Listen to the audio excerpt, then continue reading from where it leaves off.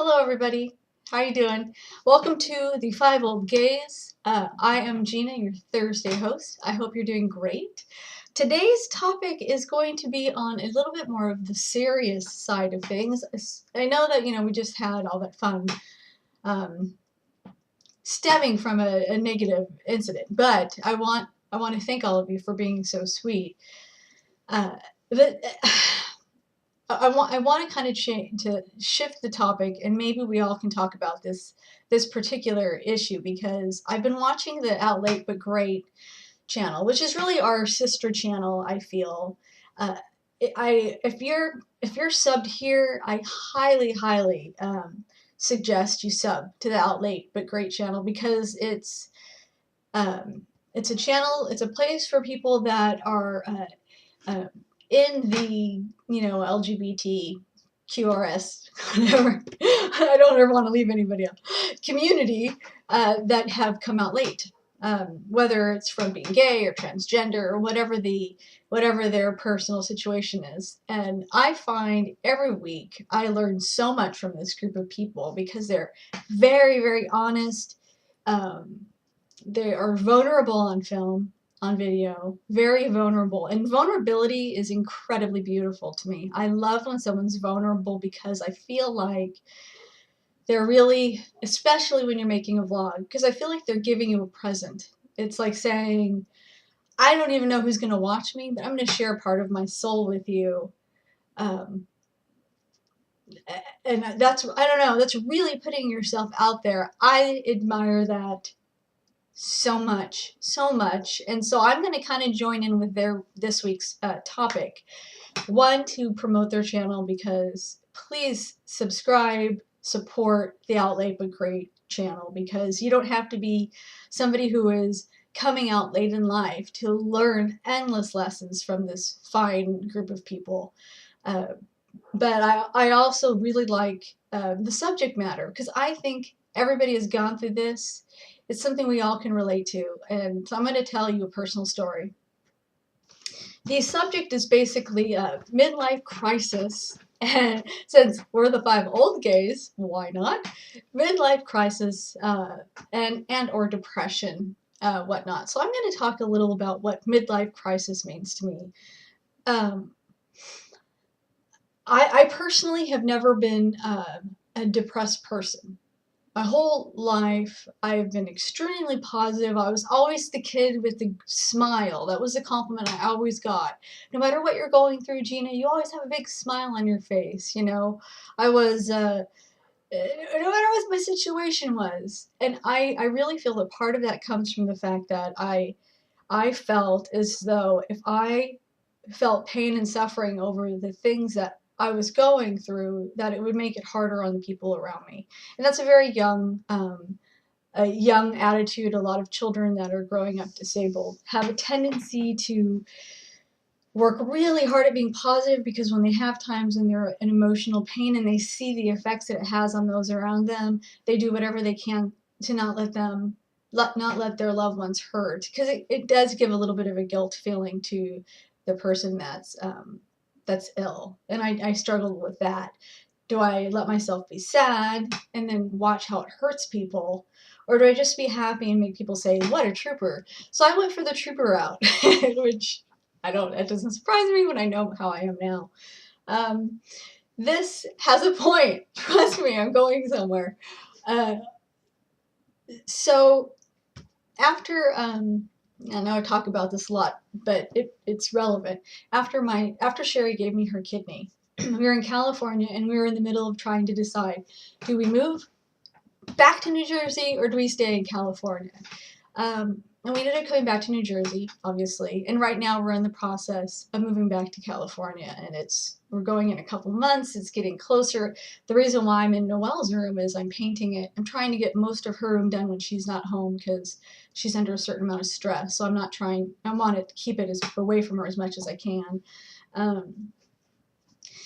And I made the decision, like when we were here, I realized I didn't want to be here. I didn't like it. The weather, I had peripheral neuropathy, which is severe nerve damage caused from renal failure. And it was painful. Like the cold weather makes your nerves hurt. And so I was struggling with a lot of nerve pain when it would get cold. And this is New Jersey. It's like one of the coldest states in the US. Uh, and on top of it, I had developed severe arthritis and osteoporosis, which has only kind of worsened as I've gotten older. Like there was a time it started kind of getting better, but as I hit menopause, which yes, I'm menopausal, but I'm not going to go into that. It has started to get a little bit worse since my menopause, but pre-menopause, perimenopause, whatever it's called. And this is the 5-0 gaze, so you know it happens. That's so silly. Anyway, so if you'll have to pardon me, I feel a little nervous being vulnerable on camera with you. I'm gonna do it. In the last couple years, I started to feel, how am I going to do this the rest of my life? I don't want to live here the rest of my life. Certain things with my family, my parents. Okay, here's something really personal. I wouldn't say this on my Italian Stallionette channel, but I know that nobody that I know watches me here. But I'll confide in you with something very private. When they were looking for a kidney donor for me, my dad went in to get tested, and they found out that he was in the beginning stages of kidney failure. And that's how my Nana died. My grandmother, she died from kidney failure. So the past year, my dad's levels have started to increase and get worse. And I just kept thinking, how am I going to live with myself if my dad, well, when he gets to the point where he needs dialysis and I'm not taking care of him? I mean, he did such a beautiful job taking care of me when I was growing up, and if I can't give him that gift back, and when the time comes and he's not here anymore, how am I ever going to live with myself? And how can I do that? How can I do that to him when he's been so good to me my whole life? And this really triggered me because my dad got some bad results about a year ago. And then it just started to become unbearable. I mean, I knew I was in pain and I was having a horrible time in the cold weather and the winters and all these other things, but there was just something about that really, I know we're moving because of my health. It's really the catapulting issue. But when this happened to him, I started to get very, very depressed. Like really such a low part in my life. Because I really love my father. I'm incredibly blessed to have great parents. I know I'm lucky. I appreciate it. I tell them that I love them all the time because they're amazing people. They really are, and I'm fortunate, and I know this. Because I think it's a shame when people have great parents and they don't see it until it's too late. Because that's very easy to do. Because blaming parents on your problems today is one of the simplest ways to live your life, and it's really not true. I mean, what we are today is who we choose to be. It's nobody's fault for where we are. It's just life, you know. And so I don't hold anything against my parents at all. But this particular thing, you know, that brought out this intense emotion of mourning and loss and guilt because I couldn't be there. Like, oh my God, you know, what am I gonna do? Because he will inevitably end up in kidney failure. It's impossible for it not to happen. And then what occurred was winter came this year, and I don't know if it's just from the things with my dad or there's a bunch of other things that, you know, it's been a really hard 2 years. It's been tough on us and a whole bunch of things with a whole bunch of reasons. But I went into probably the biggest depression in my life this winter. It was bad. It was really bad, and it scared me. yeah, it's kind of hard for me to talk about. I don't know where to put any of the order. Um, and I just kept thinking to myself, I can't stay here. I can't stay here. I can't live in New Jersey the rest of my life. One, it's affecting my health. I had both my transplant doctor and my internist tell me to leave because I'm having problems with my immune system. Maybe one day I'll talk about it on film, on video. It's a little complicated to explain, but all these things are happening. Like I'm having a lot of problems with all my lymph nodes and all of that, and right now I don't know, it doesn't really matter. But the thing was, they told me to get somewhere warm where I would hurt less. So because physical pain causes strain on a transplant. So I just was like, I want to move. I want to move. And I've wanted to move since the day we got here after the transplant. But the problem was, I felt like I should be so grateful that I was not dead, that I had no right to complain. And I let go of any of my power, any dreams that I were to have. I didn't let myself have them because I felt that I was there, I was alive, I was here to live, to take care of Sherry and take care of the children and put myself last. And that is how I have lived for 6 years. And that is not at all meant to feel sorry for me. That's me showing a thing I don't like about myself. That's a big negative thing. You have got to take care of yourself. And I had stopped. I'd stopped doing it.